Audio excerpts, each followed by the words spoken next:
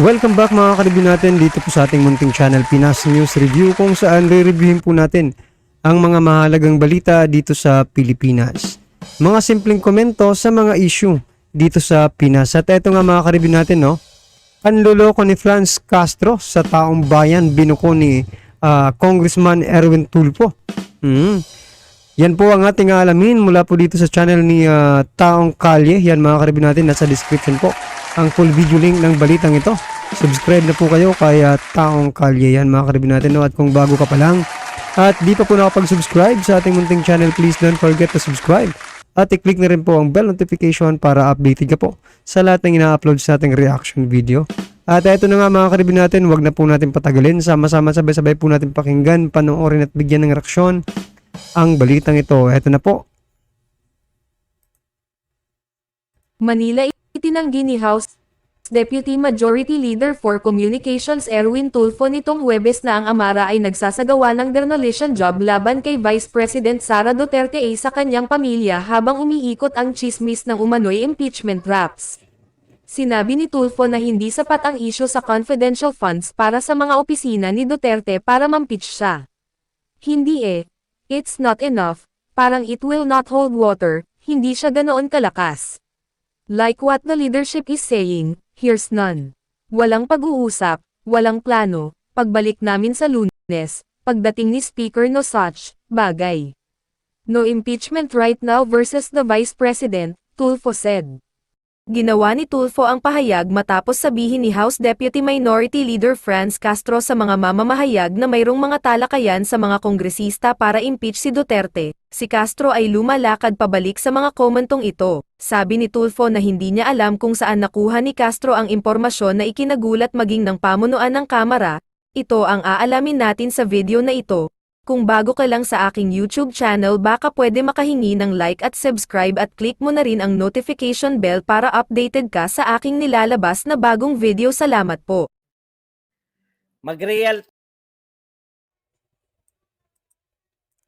So ito na po mga ka-review natin, no? Parang yung si Franz Castro mga ka-review natin, parang nang marites lang mga ka-review natin dun sa kanyang ipinalabas na pahayag, no? Statement about dito nga po sa na planong impeachment, no, ng mga sinasabi niyang leader ng hindi natin alam kung mga leader ba sa partido or kongresista, mga leader, something like that, di ba? Pero sabi niya mga leader daw, mga ka-review natin, may plano na patalsikin itong si Vice President Sara Duterte.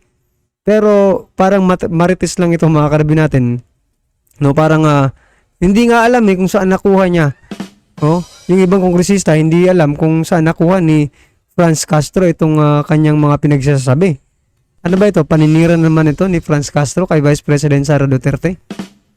Well, anyway mga ka-review natin, no, dahil nga po yan sa confidential fund mga ka-review natin.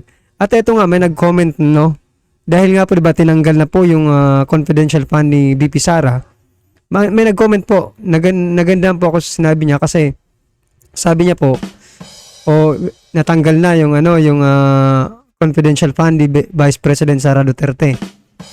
So ngayon mga ka-review natin, sabi niya, sino kaya yung nag-decide, di ba? Or sino kaya yung nagde-deliberate mga ka-review, nagtatanong, nag-uusisa sa mga budget ng kongresista mga ka-review natin, kasi 'di ba yung budget ng Vice President dumadaan muna sa Kongreso, tapos Senado, 'di ba, bago yan ma-approve, 'di ba? Ang tanong po sa mga kongresista daw mga ka-review natin, sino po ba yung tatanong kung saan nila gagamitin, kung paano nila gagamitin yung mga pondong ibinibigay sa kanila ng gobyerno, 'di ba? Parang walang ganun, di ba, mga ka-review natin? Nasa safety net ba itong mga kongresista? Nako po, At ito pa, may nag-comment pa mga ka-review natin. Bakit daw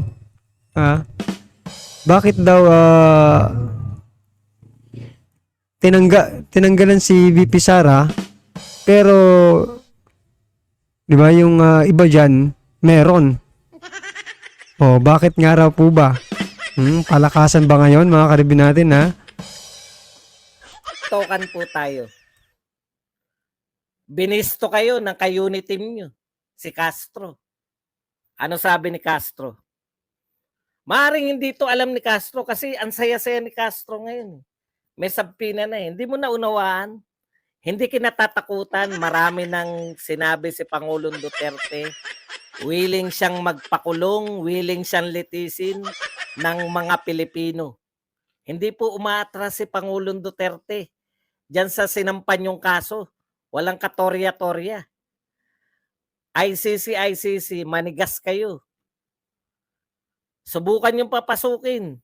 Pumasok kayo pero hindi susuko. Wala kayong jurisdiction dito sa Pilipinas.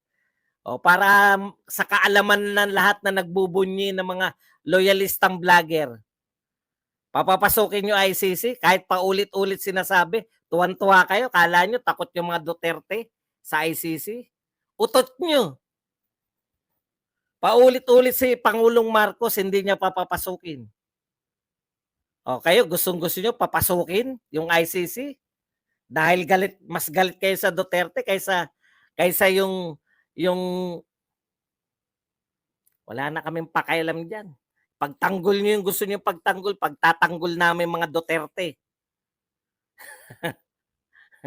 Ang hirap kayang ipagtanggol ng amo nyo. Yan ang katotohanan. Pwede po magtanong. Mamaya po, after ko magsalita. Ha? Sino ba yung nagtatanong? Cool ka lang dyan. Sunday kalma. Magtanong ka mamaya. Pwede rito magtanong. Hindi tayo maatras sa... Alam nyo kasi mga karibin natin, parang di ba, halatang halata na po itong mga gusto talagang matanggal nitong si Vice President Sara Duterte, di ba? Kasi nung una pa lang mga karibin natin, no, inaprobahan agad itong pag-removal, no, dismissal ng CIF ni Vice President Sara Duterte. Tapos pagkatapos yan mga karibin natin, marami nang lumabas ng mga dilawan, no, na sinisiraan itong mga Duterte. Oh, pinalaya si Dilima or nakalaya. Wag natin sabihin pinalaya, no? Nakalaya po si Dilima, si Trillanes pumutok na naman ng nagpapapansin na naman po. Ano pa? Tapos yung kudita na iminibintang nila kaya dating Pangulong Duterte, di ba? Oh, tas ito pang ICC mga karibin natin. So, talagang mayroon silang plano mga karibin natin. Nakaplano na po ito eh, 'di ba? Yun yung sinasabi ng iba. Oh, sabi ko nga sa isang vlog mga karibin natin, ano ba? Nagtanong po ako, sabi ko, ano ba? Coincidence lang po ba ito na si Trillanes ngayon nagpapapansin, si Dilima nakalaya, 'di ba? Tapos eto na nga, umaapilan naman sila sa ICC, di ba? Coincidence lang po ba ito? Sabi po nang nag-comment na netizen mga karibin natin na, nako, hindi po yan hindi po yan coincidence, talagang nakaplano po yan. Well, anyway, mukhang nakaplano mga karibin natin kasi di ba, sunod-sunod consistent yung mga ginagawa ngayon nitong hindi natin masabi kung anong grupo ito kasi iba-iba naman, di ba? Yung iba dito, mga kakampi naman ni Pangulong BBM. At yung iba naman, talagang masasabi mong dilawan talaga. Sa mga tanong. Okay. Punta po tayo rito sa sinasabi ni Castro. Si Castro po nagsabi nito, binisto kayo. Kayong mga House of Representative.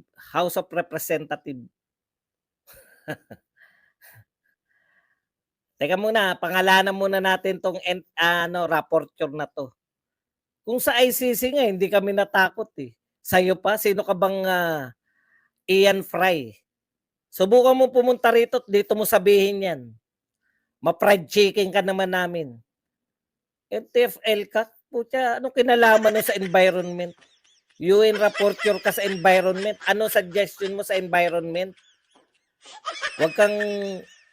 pakailan mo sa NTFL ka? Alam mo ba trabaho na NTFL ka? Dahil daw nagre-red tagging. Utot mo. Red tagging. Wala nga kaso na red tagging dito sa Pilipinas. Pauso lang yan.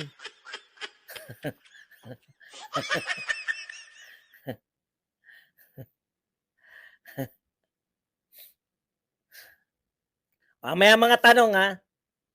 Kulang kayo. Hindi pa ako tapos. Okay. Punta na po tayo rito. Sabi po ni Castro, natuwan-tuwa. High na high si Castro ngayon eh. Lahat ng issue nakasawsaw siya eh. Ayan no. ACT Teachers Party List Representative Franz Castro reveals. Reveals ha. Binisto. Pwede namang ganito ang ginawa ng mga congressman. Sige, parinig natin kay Castro. Bahala na siyang para tayo. Hayaan nyo na si Castro. Atakdog ka nila. Kayong mga makabayan black, tuwan-tuwa kayo, di ba? Sa bagay, kanya-kanyang gamit yan. Nagagamit nyo yung leadership ng House of Representatives. In return, ginagamit nyo rin naman sila, di ba? Ginagamit nyo rin sila eh. Okay. Eto ang sinabi ni Castro. Reveals discussions among some political party leaders in the House of Representatives on possible filing of impeachment resolution against Vice President Sara Duterte. O yan nireveal ni Castro na mayroong political party leaders na nag-uusap-usap, nagdidiskusyon kung sila ba yung para sa posibleng pagpa-file ng impeachment complaint against Vice President Sara Duterte. Okay. Castro disclosed that political party leaders are behind the talk of impeachment.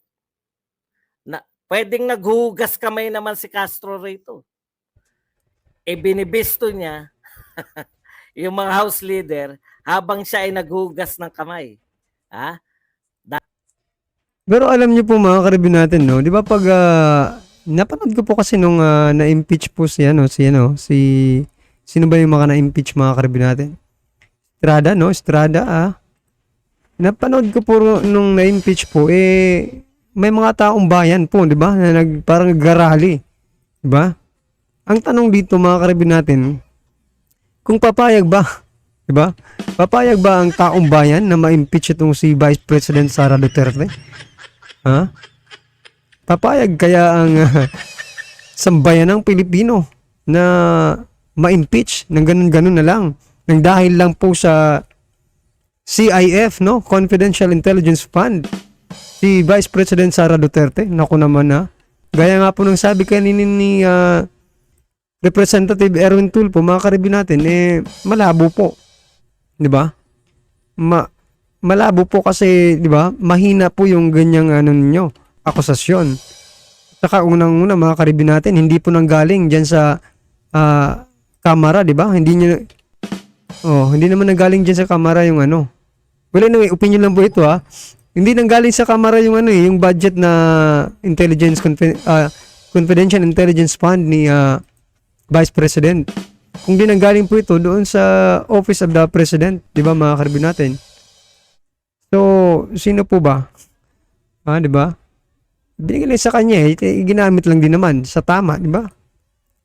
Dahil sinasabi niya, pinag-uusapan ng may mga maritesan, mga chismis dito nang baka mag-file ng impeachment, sabi ni Castro. Ayan. Pero sila daw sa Isa pa yan mga karibin natin di ba mga karibin natin, public servant po itong si si Castro mga karibyo. At nire-representa niya po yung mga teachers mga karibin natin. Pero kung magsalita ganito hindi siya sigurado. Marites lang daw mga karibin natin. Dapat bang, di ba? Kung ikaw isa kang mambabatas mga karibin natin, di ba? May ka ba? Ganun ba talaga? Ganun ka ba talaga mag-deliver ng, di ba? Impormasyon na hindi naman pala wala kang wala kang basihan, di ba? Na mo lang parang ikaw lang ikaw lang siguro nakakaalam niyan ni Castro O, dapat po bang ganyan ang isang kongresista, mga ka-review natin? Naglalabas po ng paninira sa isang tao, di ba? Na hindi naman siya sigurado kung meron ba o wala, mga ka-review natin. O. Pero, di ba, kung media yan, mga ka-review natin, ha? Kung sa media nga, di ba? Kailangan sigurado ka sa sasabihin mo. Pero itong sa Castro, wala, di ba? Representative pa naman ng teachers ito, nako. Yari ka sa mga teachers, Castro. Bayan, wala pa po silang posisyon kung magpapile sila ng impeachment. Hindi ng mga congressman, no? Ang tanong, ano po ang kasong ipapile nyo? Puta, ngayon lang po ako nakarinig. Lahat po ng impeachment trial, nauna po yung paglabag. No? Lahat po ng impeachment trial na napanood ko sa Pilipinas. Kay Erap, kay Gloria, kay Sereno, hindi pala si Sereno, ano pala yung Cowaran to. Kay Corona, yan ang mga napapanood natin na impeachment.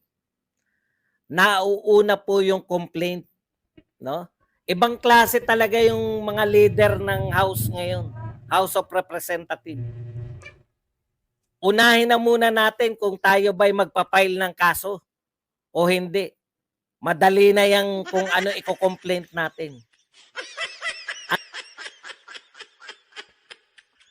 Alam niyo, mga ka-review natin, no, talagang malalakas po talaga ang loob ngayon ng mga leader dito sa sa Kongreso, lalo na po itong mga Makabayan Black, mga ka-review natin. Talagang malalakas ang loob ngayon. Bakit nga po? Paano hindi lalakas ang loob, mga ka-review natin? Suportado naman po ng di ba? Ng Speaker of the House, House Speaker, yan, mga ka-review natin. So, ano ba? Ganun-ganun na lang ba yun? Ipapa-impeach niyo si VP Sara nang walang kaso? Ganun ba yun? Yung CIF, kaso ba yun, mga ka-review? Paliwanag naman nila ng mabuti sa Kongreso, sa Senado, mga ka-review, kung saan ginamit yun ng legal, di ba? Anong problema nyo? Yung extraordinary fund nga ninyo, palagi ko yung binabanggit, mga ka-review natin, extraordinary fund, kasi, di ba? Mas malala pa po ito sa confidential fund, mga ka-review natin. Lagi na sinasabi niyan na walang resibo. Hindi natin alam kung saan ginagamit ang pera ng bayan, no? Tax natin, tax mo, tax ninyong lahat dyan na nanonood, mga ka-review natin, ginagamit po ng mga kongresista na hindi po natin alam kung saan po nila ginagamit sapagkat certification lang ang kanilang, di ba, pinapakita sa audit, mga ka-review natin. Well, anyway, mga ka-review natin, ano man po ang inyong reaksyon, i-comment lang po sa baba para at alam po ng ating mga kababayan ang inyong komento, no, patungkol po dito sa balitang ito. Alright, mga ka-review natin, kung bago ka pa lang at di pa po nakapag-subscribe sa ating munting channel, please don't forget to subscribe at i-click na rin po ang bell notification para updated ka po sa lahat ng ina-upload sa ating reaction video. At huwag din po kalimutan mag-subscribe kay Taong Kalye. Nasa description po ang full video link ng balitang ito. Subscribe na po kayo. Maraming salamat po.